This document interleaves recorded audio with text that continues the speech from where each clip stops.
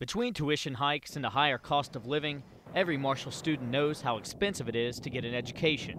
But West Virginia Governor Earl Ray Tomblin says West Virginia is in better financial shape than many of its neighbors. West Virginia is one of those few states that actually increased the total amount of funding. As we've watched during the past 3 or 4 years, the recession's going on. While it wasn't much, Tomblin says that West Virginia actually spent more on higher education during the recession than other states.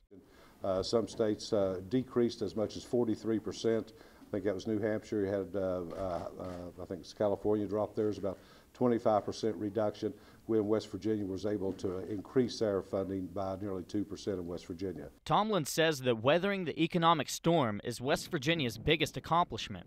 While state funding for higher education remains relatively low, he says surviving the worst recession since the 1930s is reason to be optimistic.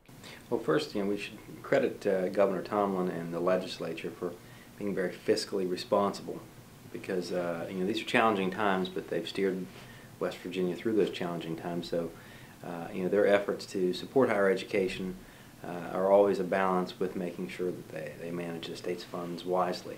Turner says it's always a challenge to get higher education funding, and it's something that Marshall and other institutions in the state work hard to get.